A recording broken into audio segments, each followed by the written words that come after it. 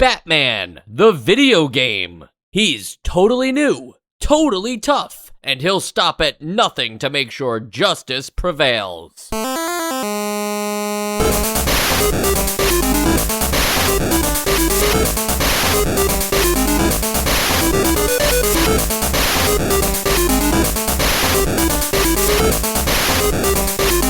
And welcome to Nostalgia, a chronological exploration of every NES game released in North America. I'm Mike. I'm Sean. And I'm Joe. And that back of the box was totally tonally off, right? Oh, sorry, but can you say it again? Yeah, it was, he's totally new, totally tough. Like, nobody, Batman, maybe in the 60s for the Adam West version, but like, this is loosely based off of the 1989 film, and I just feel like that doesn't make any sense, right? I mean, you know, it's only a year old. This is how most people were introduced to Batman. Not really. I don't know. You're right. It's off. Yeah, is totally new just in reference to because it's the new movie? Yes, that's what hey, I would be thinking thinking of. With a of. new idea, Batman. No, I think it's the movie, but even then, like, the movie is really, it's not like they reinvented Batman in this movie. Now, I understand that the movie did wonders for Batman, like, as a brand, and, like, you know, reignited a lot of, interest in the general population. Of course, comic people were already having their Batman renaissance with Batman Year One and The Dark Knight Returns, being two comics that were released the two previous years from the release of this film. But nevertheless, I don't think that the Tim Burton world of Batman ever would have used the word totally. You know, like, I just don't, I don't think that would have flown there. And I don't think even in this loosely based NES game, and I'm going to keep mentioning that it's loosely based because obviously Batman the video game is using imagery from the movie, but that's kind of where the similarities stop. Yeah. Like, yeah, you have the Joker at the end of the game, but otherwise, like, this is not yourself, like, being Batman working through the plot of the movie. It's just a Batman video game that happened to come out after the release of the movie, so they said, we could do this, we could tie them together. They didn't call it Batman the movie, the game, which is a step up. They just called it Batman the video game, but it's definitely not the movie. Yeah, I mean, the fact that one of the first things that you might do when playing this game is go through your sort of utility belt and find a gun, you know that it's not entirely, like, Batman researched. But is it like a gun, or does it shoot some weird, like, rocket-propelled, like, gadget or something? It says it shoots a spear, which sounds worse than a spear? gun. Yeah. It says it's Batman's spear gun, which I again is funny, but to shoot a short pointed spear at the enemies. So not as long sure as it's how not a sharp bullet, totally it's not okay in lethal. Batman's book. Yeah, they're all dull tips. They forgot to mention that it's, part. It's Nerf. Right. And yes, he does have his Batarang as well, and then he has the Dirk, but I just consider that what are those things? Ninja stars, you know, like the Dirk. I don't know if that's like an actual reference to anything. You mean like the big gun where it turns into 3 bullets? Is that what that is? I guess it is. Yeah, I guess you're right. Yeah, it's the one that shoots in 3 different directions. I was thinking of the symbol. The symbol looked like a ninja star.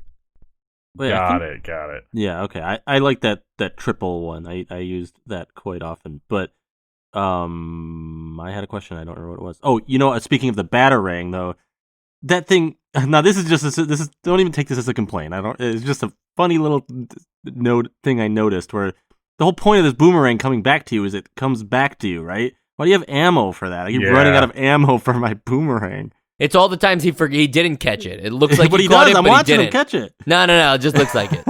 You guys all bring up great points. We're not going to talk about the movie, I suppose, unless anybody feels strongly about the Tim Burton Batman movie. It was fine. Fine, I don't interesting. really remember Okay, much of it. Some people still think it's one of the best. No, I mean, I certainly it's a good don't. movie. Yeah, I wouldn't say it's up think there, it's a though. good movie. I don't think it's up there. Yeah, I don't think I prefer the Nolan movies, but I don't have any. I like the aesthetic of the old ones, or at least this one. The other ones were terrible in that No, regard. no. The next one, Batman Returns, with Danny DeVito as the Penguin. That one aesthetically took everything up another notch. Yeah, that I guess I meant more so the Jerry Bruckheimer ones. Got it. Yeah. Clooney and Kilmer. Yeah, with the nipples. Is this? Oh yeah, but this is like officially licensed though, right? Of that movie, right? Yes. Not just Batman the character, because he says Jack lines in Nicholson's the movie here at and some stuff. point, right? Like clearly Jack Nicholson. I mean, maybe not clear Jack Nicholson. Maybe I didn't see as many cutscenes as you, but I'd say that like it's at least saying lines from the movie, so it's 100% based on the movie. Yeah, it's clearly Jack Nicholson as much as the main menu screen when you first see Batman is clearly Michael Keaton. Like it's pixelated, so it's like you could make the argument. Like I doubt they paid Michael Keaton in any shape or form for this, but it looks close enough, and that's definitely the same exact costume he wore in the movie. Well, the image that I'm talking about, I mean, was not really thinking about the movie. I had forgotten that Jack Nicholson was in the movie, and I saw his sprite, and I was like, oh, that's a sprite of Jack Nicholson. Like, it jumped out at me. Got it. And that is funny. I do know which one you're talking about because it's also in the manual. You're talking about when you're like, he's on those TVs. I don't remember. I'm scrubbing through right now here, but it's in it's when you get, it's the stage 4 when you get to the laboratory. Yes. Yeah. So you thought like, wow, Batman went to that hotel in Colorado? Yeah. That's. I mean, I knew that Jack Nicholson was in the movie, but I just had forgotten, and it just shocked me for a second to see. What is that? The Overlook Hotel? Game. The Overlook Hotel. Yeah. Yeah. Okay. It's all right. So hotel in Colorado or the Overlook Hotel, they're both famous. Yeah. Anyway, to get back on track, in this side-scrolling action game, you play as Batman through 5 levels, loosely based, and again, their words, not mine, but loosely based on the 1989 film before a final showdown with the Joker. And I know it's kind of a meme to say that, the Arkham games really make you feel like Batman. So, since I can't resist saying it as well, if the test of a Batman video game is whether you feel like Batman or not, does this game make you feel like Batman? If not Batman, it makes me feel at least like a competent video game character, because I'd say when it comes to these side scrollers, a lot of them just sort of either try and emulate Mario, or they do something completely different, or they do something completely failure-tastic. Whereas I think this one actually has its own feel and style to it, where things feel fluid, but not like Mario. And the parts that don't really feel fluid feel intentionally heavy, because you're a big, burly billionaire dressed as a bat. A lot of bees in there. It's beautiful. So yeah, I don't know. Like, I think the jury's still out on feeling like Batman, but yeah, I feel at least like a unique character. I will say that taking out all the context of like today and taking out like the idea of like Arkham Asylum games in 1990, I'd say that this loosely makes me feel like Batman in like much more subtle ways. But I think that heaviness or like weight to the character that you're talking about, Sean, really stood out to me. And I think that usually when we talk about like weight to a character, we are talking about like Mario as the gold standard, because he has that like he has that like momentum, and he like slides a bit. This is more like the opposite. Like, you feel heavy in the fact that you like stick in where you are, where you feel like you're like Batman and you're throwing your weight around. Like, and I'm not the biggest Batman guy, so maybe this isn't the way that he fights, but like when I picture Batman, like he's not Spider-Man. He's not doing acrobatics. He's not jumping around. He's like planting himself and punching people hard. Like, and I did feel like I was doing that. Yeah. Yeah. But he still has some acrobatics, but like it's in a much more physical way. Yeah, it's a lot more like precision, and they feel like the way Batman would do acrobatics. Yeah. And like this may not be totally in line with what we were just saying, but there's also like this kind of Prince of Persia feel to it, with how central to navigation like wall jumping is. And as far as NES games go, this is sort of the gold standard, I feel, to wall jumping. It feels like it feels heavy, but it also has an ease to it that still feels skill based. That I think just shows you whether it's light or heavy or whatever adjective you want to use. It is well designed. The wall jump here is a little different than what we saw in Ninja Gaiden, where Ryu would just kind of hang on the wall. But it's also different from other wall jumps where it requires incredibly precise timing on your wall jump. This feels at the same time, it feels as good as Ryu's, but with a little more, you still have to, you can't just hang on the wall. You do have to press the A button off the wall to go to jump to the other direction, but kind of like how you press the A button too. Yeah. Both on a wall jump and in just a regular jump, like affects it as well, which is like a nice touch to all the platforming. In the manual, it describes it as a normal jump, which is just tapping the A button, and then a press and hold, which is the Batman jump. And even though they don't really do it in the pixel art, I got the impression that the Batman jump has like the maneuverability of using the cape, where it like holds a little bit. And I agree. I think that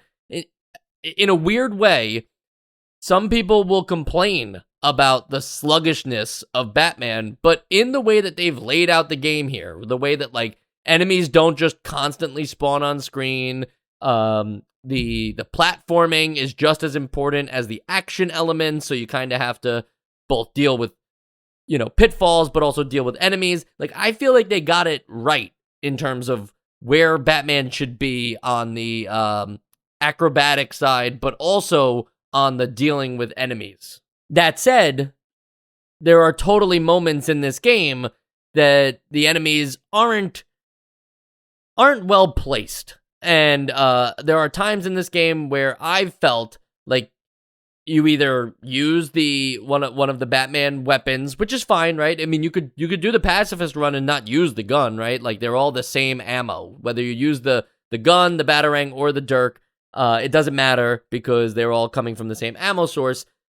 When you use them, you kind of have to, because there are some like platforms that have an enemy there, and like you'll either have to jump onto the platform and take some form of damage before you can start wailing on them, or you use the item.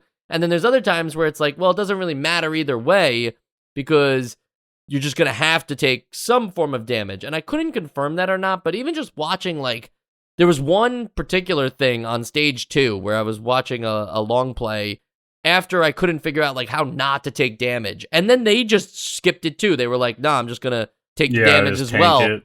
Right. And I was like, what happens if that was your last, like, bar on your health meter?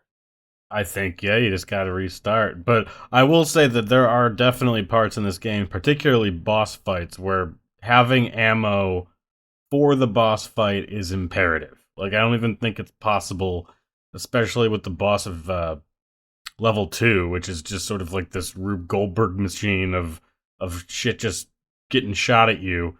I don't think you can punch everything. So I think you can, actually. Really? Because I got there the first time, this funny like boss, which is like the room is the boss. But I got there the first time without any ammo, and unfortunately I was kind of dying already, but I got to a point where I would like duck under the thing that's shooting at me, jump up and punch between every shot, because it would do like it would like shoot 3 bullets and then like retract for a second, so I could like duck under the bullets, jump up, punch a couple times. I ended up dying anyways, but I was making progress. Then I went back there and beat it much more easily with incredibly tedious weapons. Yeah, but it didn't seem like crazy. Like, it didn't seem like it was like going to take me a half hour if I could have not died, but who knows? It does, though, because you are limited in the ammo, it does create some awkward moments with the fist fighting, where if you know an enemy is coming, you just kind of stand in place and just punch repeatedly until the enemy kind of like walks into you. I don't know if you guys did that specifically, but like, I don't know. That's not something Batman would do. It's something that works in this game, but it's an awkward thing instead of and look, this game doesn't have to be like Arkham Asylum where every takedown is cool and slow-mo and stuff like that. Like, I'm not asking for that. I do just wish that they figured out a way, I don't know, bat gadgets or bat weapons, whatever they're called, like those things are so a part of the character that I would have liked to have seen them just be more than just projectiles. Yeah, particularly, I mean, I don't mind some of them being projectiles, and I know I like kind of joked about it before, but like that boomerang, that should just be like a thing that you have. Yeah. Like contextually, but also gameplay wise, it would have been nice. I think it would have helped with balance because I know that we've been touching upon it, but this is just a very hard game, and losing any kind of ranged attack is pretty crippling unless you have devoted a significant amount of time to mastering this game. So having at least this sort of low range batarang just always with you would have been helpful.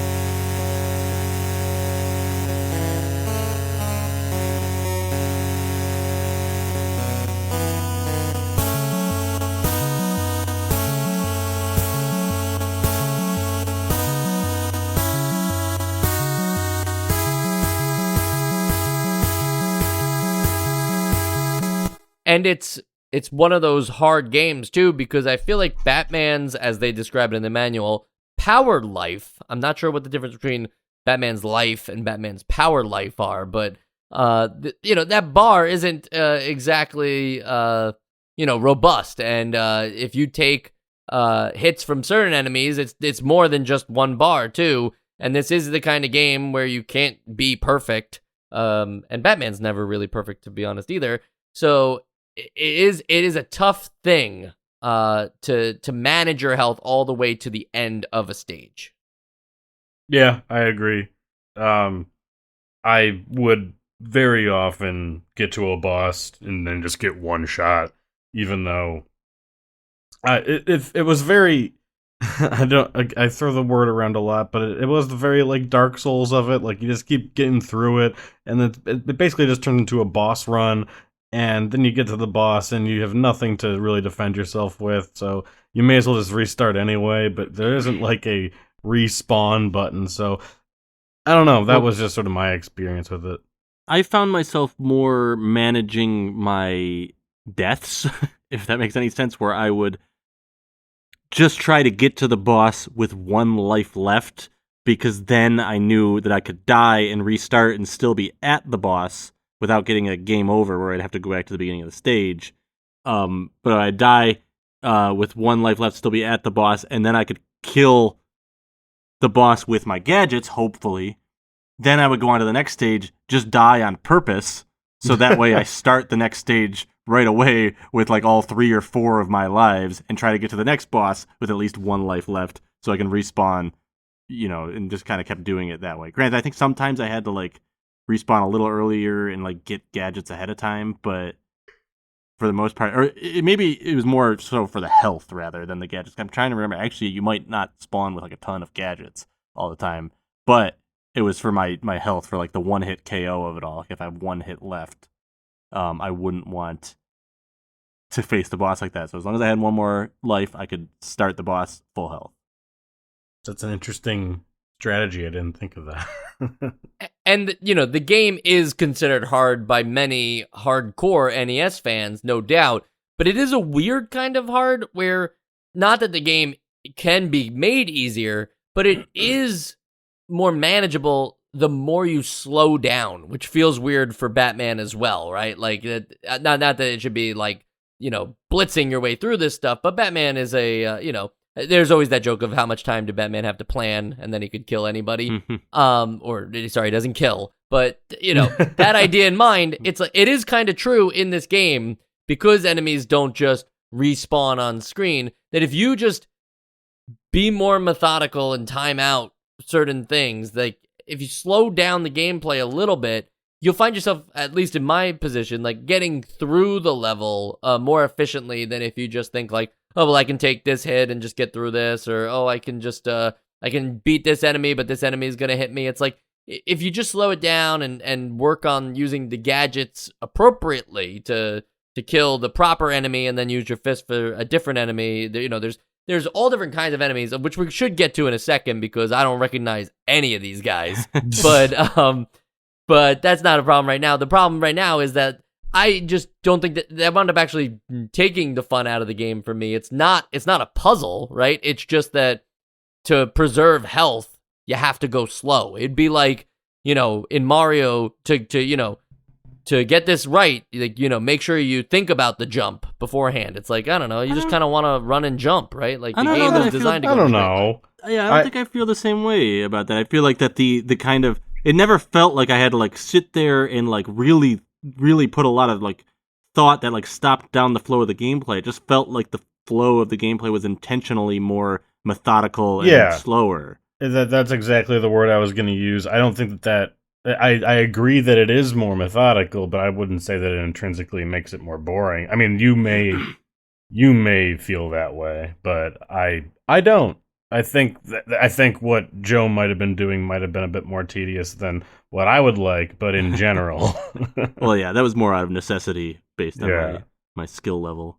So these enemies, obviously we're not expecting, just 100 Riddlers to be who we fight, right? Like, you got to have some kind of grunts doing the work through most of these stages. And they could have just been bad guys with guns, right? Like that would have been enough, right? But there's a weird mix of like, the Joker's in this game, but then like his henchman, or his main henchman, is this guy Firebug, who I'm certain hasn't been in more than like probably 50 issues of Batman over his 80 years. But you got Firebug, but even just like the regular enemies you get in this game, you don't really see anybody that's like, oh yeah, neat, like that guy. Like I don't know. I think it's strange who they chose from, and I wonder how you choose. So is Firebug like just one guy in like the actual Batman comics? Yeah, just one guy. And he just appeared. See, that's weirder to me. I thought it was like, okay, maybe there are no like, I don't know if there's like a particular like faction of people that would be recognizable because of a uniform that you could put in there. So they just put random people. But the fact that they took a character and just copy and paste them over and over again, that's a little funky, but did they? Interesting. No. Firebug is the guy at the end, Joe. The flamethrower guy. I thought you were talking about the flamethrower guy as like just being a regular enemy. Then forget everything I said. Yeah, I think the weirdest thing about this game is that it seems to just, I mean, again, this is loosely based off the movie, but it seems to take place in an alternate like cyberpunk universe, where the Joker is more of a mad computer scientist or something. 'Cause there's a lot of robots in this, and I think like I know that especially in the Arkham games, which are probably my primary non-movie exposure to Batman, there are robots, but there aren't that many. Maybe this is a Batman Beyond game. Possibly. And, some of these guys, like, you're not even sure if that's who they're referencing, like, when you go and look back at their Wikipedia pages. So the guy you were talking about, Joe, that's the Batman who laughs. No. His name is Heatwave, and Heatwave could just be a cool name for an enemy, right? Like, all right, cool. The generic enemy that shoots fire, cool, let's call him Heatwave. But there is a Heatwave in the DC universe, but he's mostly like a Flash enemy who then, like, the first time he ever showed up in a Batman thing was for the Batman the Brave and the Bold animated series, which would be after this game was released. So somehow they might have chosen to use a Flash villain in a Batman game that's based on a movie where Heatwave definitely wasn't in. So it's just strange. And also I know for a fact that you don't even have to watch the movie to know that, like, Firebug is not the Joker's most trusted bodyguard. Wait, so did you said it was called this cartoon, The Brave and the Bold? Yeah, The Brave and the Bold. That sounds like a soap opera. The Young and the Restless, Batman, The Brave and the Bold. I think actually Batman, The Brave and the Bold, first off, 65 episodes, so kudos to them. That's a lot. I think it's actually one of the more regarded animated Batman series. Now, obviously, nowhere up there with Batman the Animated Series, but there were a lot of stinkers in between. Okay. Not to talk about cartoons, of course. The enemies. Yeah, we're grown-ups. Forget the fact that you don't know who the heck they are. These enemies, are they annoying? Are they, we talked about how they're not like randomly generated and they're not just constantly spawning and everything. So at least they have proper placement and everything. But were there some that were like those moving mines where you're just like, oh, yeah, that like, was get out of annoying. here? Like, I didn't really have a problem with the like mob design. I more had a problem with the boss design because they all seem to be like they all seem to be designed to be frustrating in their patterns. And I know that they all have patterns and they're all learnable, but it didn't feel like something that you could really one shot. You had to like die several times in order to like, okay, now I got this sequence down. Okay, now I got this sequence down. At least for me, again, I wasn't very good at this game. But the standard enemies, while in some ways uninspired, I didn't find them entirely the worst. Well, I'll level with you guys. I only faced 2 bosses. I play a lot of that 3rd level, but I got stuck a lot with those like jumping monster things that would always kill me. So I actually never got to the 3rd boss. I watched him, but the first 2 bosses, I think there's only 4 stages, right? 5. Just 5. 5 stages, but like the last 2 are just like way longer than the first 3 for some Yes. reason. So like I'm looking at a video, I'm like, oh, I'm like halfway through the game, and then the other half is just like 1 stage or 2 stages. But anyway, those first 2 bosses that I faced, I didn't feel that they felt unfair. I thought that the first one was kind of tough at first, definitely dial up. Once I kind of like figured out, okay, I just got to get between those things when he shoots, and then if I have a projectile, shoot at him. That one I could see being very difficult if I just had my fists. The second one I felt was like the most methodical boss we've ever had. You really kind of could just wait until like you get to the right, until you could sit there and think about it and then figure out like how you want to approach it. And then like, all right, I'm going to go into this spot and take out this part. I'm going to that spot. So those 2 didn't bother me. Granted, as I'm saying this, I am watching what I think is the 3rd one, which is this guy who just shoots this like twice your height blade at you. And I don't know how you really avoid that. The So, like, that one looks electrocutioner. tough. Yeah, that guy. Yeah, and even if the bosses are like, they're significantly harder than the regular enemies in the game, and certainly the machine ones, if you don't learn the pattern, could take you out. The fighting machines in general is like a weird thing for Batman. Forget the fact that we've already discussed that all these enemies are kind of like, who are you? The machine intelligence system, I'm sure, is not an actual like Batman villain. I'm sure that was just inserted for this game. Yeah, I don't know. The bosses felt like the only aspect of like at the same time they're attacking fast and yet they're kind of taking your shots like nothing compared to the general enemies in this game. And I get it, they're bosses, but just something about the scale of it all like fell off there. Yeah, it almost feels like they were going for sort of simulating Batman trying to MacGyver himself out of a situation, like less a boss fight and more of like a set piece with a timer. I know it's not timed, but when there isn't really like a dude to fight, it just feels more like a scene. The cutscenes between the levels, it's not that they don't like tell a story or whatever, but they don't exactly connect with what happened in the levels. Like sometimes it's just like, all right, and then he got in the car and he drove off. Like I felt like they, those are nice sprite work and everything. So I'm not too upset. I just wish they could have done a little more of the storytelling, especially if they wanted to connect this to the movie a little bit with those cutscenes. Yeah, again, it just sort of boils down to like they have the rights to this movie, but between again like the cyberpunk elements and the weird extra characters that weren't in the movie but are I guess in like 3 or 4 issues of the comic, it's not clear where they're going with this. Yeah, it feels like they just had to make decisions quickly and didn't have time from like the burden people to get like even an advanced copy of the movie. They just had to make the game. And I Yeah. think that that's probably better. Like, I feel like trying to shoehorn the plot of the game into somehow like the gameplay or the environment 9 times out of 10 ends up making the game worse. So Yeah. I'm happy that it ended up this way. It's just a Batman game, and it looks like the Tim Burton Batman. I think the first couple episodes look like Tim Burton. Not a couple episodes. The first couple levels look like Tim Burton Batman. True. But as you go forward, it very much does not, and you get like the genre shift in the middle.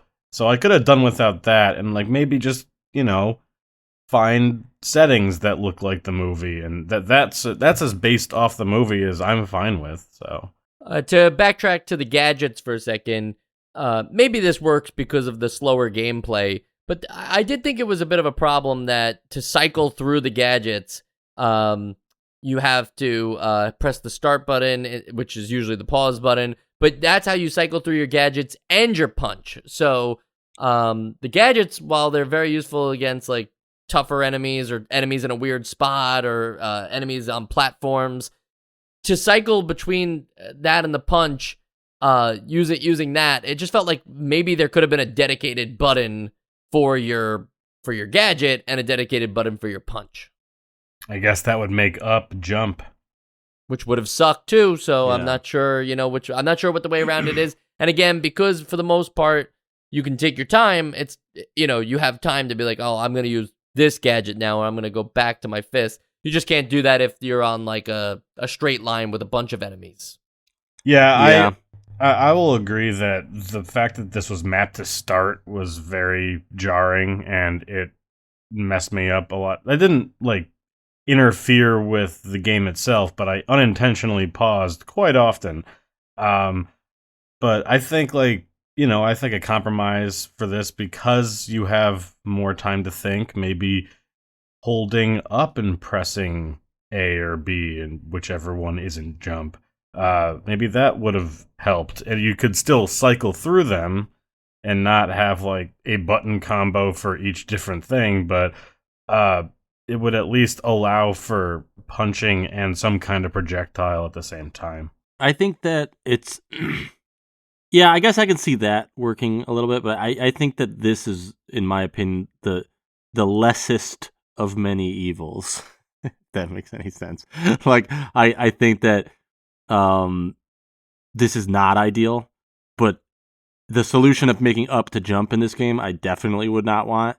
Not that this is like a fast game as far as like the way you're platforming, but it is like precise, and I feel like it would be weird to be using like the left and right directional while jumping to try and like stick to a wall to jump off of it. I just feel like that would be clunky. Sean, your suggestion I do like a little more. I guess I'd have to like get my hands on something like that though, because I still feel like that would be more meticulous than just using the start button. But it's possible. It's hard to say. I just think that they just need another button on this controller is really what the solution is. No. Here's what you do. You can't pause the game. You press start to jump.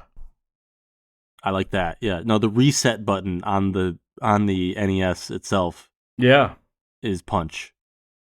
You unlock the second set of moves with the controller 2.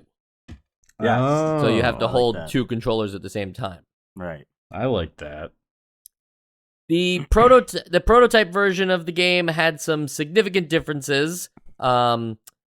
Different cutscenes, different one-up icon, but the game's original last boss was just Firebug. There was no Joker boss. So it would just be Batman defeating the Joker in a cutscene instead. Wow. Well, I'm glad we got that. Yeah. That's the least they could add, right? Is the guy who was the villain in the movie?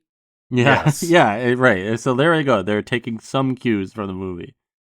But would lead credence to the idea that, first off, that's kind of funny that they thought they could end a Batman game with you defeating Firebug, like as if anybody would give a shit. Yeah. Well, in the movie, I don't remember, but does the Joker call lightning down from the sky? He does not have that ability. I think that was in the director's a big cut. ability in the game. You have to give him some kind of power, right? You can't just give him a gun. Well, you give him something that like some sort of gadget or something like. You give him an extra long gun.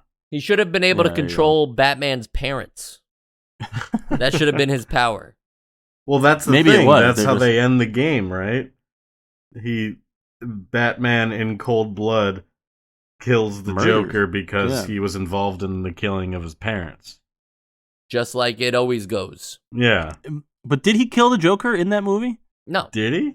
I know he doesn't kill, but I thought in that movie it was like the exception. He knocked him out of like a helicopter or something, didn't he? Or like, Hey, if you don't see the death, yeah, he knocked him. He's dead. Out of sight, out of mind.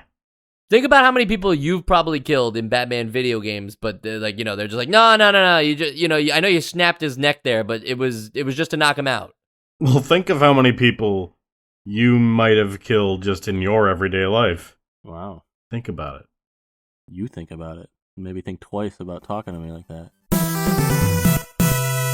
Just in case there were any doubts, it's worth mentioning that the, Joker dies at the end of the movie, but it is ambiguous on Batman's role in it because he used the grappling hook to help the Joker, put him on the gargoyle. However, because of the Joker, being, of his size and the gargoyle not being in the, best state, it does fall off, and so does the Joker. All right. So, So Batman. let's call it manslaughter. not Yeah, so much exactly. murder. Okay. And he never had a he's rule okay against with that. manslaughter. Yeah. Technically, that's all of his confirmed kills were just manslaughter. Yeah. Right. And what are you going to do? Prosecute the Batman? You can't. You know You he can't. is. Which is funny because, also, isn't that kind of how the Joker goes in The Dark Knight off of the ledge? He's hanging in there, right? Right. Yeah. But we never see it. Are we to believe that he just was able to hold the weight that time? Who knows? Maybe it was also a very weak, crumbling gargoyle, and off screen he fell. It's possible. Anything is possible when the cameras aren't running. On the sequels and spin-off side, just want to talk about not other Batman games, because that's a whole another thing. Batman movie games, and not just all Batman movie games. I think I've talked before on this podcast that I'm amazed that there was a Batman Begins video game. Not because it's impossible to make a Batman Begins video game, but because it just doesn't feel right for a Christopher Nolan movie to have a video game and then be this, so different than the Batman. Who knows? Maybe Firebug's in that one too. Maybe he's the final boss in the Batman Begins game. I Anyway. have heard that it's not that terrible. I bet it's not. I bet now it makes me want to play that and then go to a flea market and find somebody who has a copy of Batman The Dark Knight, the video game, and be like, whoa, this isn't supposed to exist, and then put it in my PS3 and it all gets corrupted. Yeah, and then you this post a a creepypasta? creepypasta about it. Yeah. Yeah. Anyway, to talk about just the other Batman 1989 movie games, the Genesis version. The Genesis is a controller that has 3 buttons, so it is better than the NES, and probably could have figured out a way to, have a 3rd button for those gadgets without sacrificing the jump. The Genesis version is more faithful to the movie, but is deemed by critics as way too short. It's actually shorter than this one, and furthermore, uninteresting. Now, I think that's a little harsh. I played this game for a couple minutes, and I didn't find it uninteresting. But maybe a couple more minutes would have revealed it to be a really boring game. I think we should just we should just play the game for 5 minutes and then record this podcast. You know what's funny? For the sequels and spin-offs, that's kind of what I have to do. I don't have unlimited time to play all these games. So you play them. I play these other ones. Yeah, I got a little bit. So all the time. Yeah, for the most part. If I don't know what's going on, you can better believe I didn't play it. Okay, cool. Go back and listen to all our episodes and tell us to find which out. ones Mike played. Yeah. There was a time, I think in the start of the 1989 season, where I was trying to play every sequel and spinoff to better understand. And I was like, better understand what? I'm going to die. Game Boy version of the Batman movie has Batman only attacking with a gun. So you can say that one is probably the least related to the movie. Wow. It's crazy because also they try to show. That's another thing that we didn't talk about in this game. at least the sprite looks like Batman. It doesn't look like the X-Men ones were a little weird, right? When we played that X-Men video game, they weren't spot on to the X-Men characters. Yeah, no, this is a very, the proportions are all there. Yeah, it's a good looking sprite. And in this one, the Batman Game Boy one, it's like it's a smaller screen, you got less pixels to work with or whatever, but they had to make sure that you knew that he was wearing the cowl. So he has like these really pointy ears and then a really, really like short, stubby body, and it looks very funny. So it was like a bunny. It's chibi. Yeah, almost a bunny. I like that, John. But still a bat because he's Batman. Batman Bunny did boy. use a gun in year 2, which is stupid and does not personally happen in my own comic timeline. I removed year 2. But I guess it's worth mentioning, right? Like, it's not unheard of for Batman to use a gun, but in year 2, he realizes that, like, oh, it's wrong to use this gun, but he does it anyway after, and then reconciles it. But it's like he didn't do that in year 1. Like, he didn't need to learn not to use a gun because he went all of year 1 without doing it. No, okay, I think it has to do, and this is coming from someone that never read the comic, so please listen closely. But it's probably like, oh, this is my greatest test yet, and I think I might need to use the gun. And he realized that no matter how hard the odds look, don't gun. You should be writing Batman Year 2.1. I will. And then the last Batman 1989 movie, the game that we have to talk about, is Batman for the PC Engine, which really needs... You guys either need to like pull up a YouTube video or just check it out later. It needs to be seen to be believed because it almost has nothing to do with the movie or Batman for that instance. It's an action puzzle game that plays a lot like, I guess you could say it's like the Adventures of Lolo, where it's a top-down Batman in like a warehouse, and he stuns enemies by firing batarangs at them, and then once they're stunned, he can just walk into them to kill them, and they'll just keep spawning, so you have to collect all the items in the room, and then once you've collected all the items in the room, you can move on to the next room in the warehouse, and that just keeps happening forever. You know what? When I at first glance at this, I was like, oh yeah, this doesn't not make sense. I mean, he's being stealthy, but then like as soon as you see any gameplay like actually happen, you're like, oh, you're not being stealthy. You're just throwing. They're not even like attacking you. People are just walking around. You're just throwing shit at them and then throwing them up in the sky. It's very weird. This is just showing me that you don't appreciate the world's greatest detective. I don't. No, he's not doing any detecting. He's looking at paintings and stuff. That's detecting. Looking for clues. You're looking at a different video. For unknown reasons, the game was never released in North America for the TurboGrafx 16. Instead, only in Japan, and developed by Sunsoft. So good, they fell asleep at the wheel on that one. They must have just got the license and already had this game and said, yeah, just throw Batman all over it. And we have to throw Batman through one more thing, and that is the Essential Games list. Batman, the video game, which probably should have been Batman, the movie, the video game, which would now have to be Batman 1989, the movie, the video game, is a surprisingly decent game, all things considered. I heard bad things about this one. I've heard things from it's bad to it's hard, and sometimes it both can be true, and sometimes one can be true, right? We've had good hard games, and we've had bad easy games, but this one I would not classify in the bad category at all, but I would certainly say that it's difficult, but it's still fun for it's challenging. I think like the bosses might actually be the weakest part of the game for me. One, because they're not the cool bosses that I would love to see Batman go up against and use their gimmicks in a video game.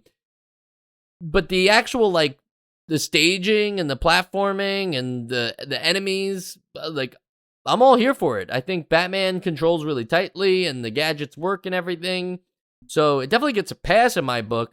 It's just not going to get the full essential vote because it still needs to be like I don't know, it needs to be more enjoyable throughout and not this like high and low, or specifically like not a game that ramps up in difficulty so quickly that you struggle to make any future progress. This feels like the kind of game that a lot of people consider hard, but if they took the time to really just like learn the levels and memorize the patterns and stuff like that, they, like so many other NES games before, they could do it. Unfortunately, I don't think that that's like what I'm looking for when I'm putting games on the Essential Games list. So for that reason, I'm not going to put it on the Essential Games list, but I was surprised by it, and I think that's worth mentioning.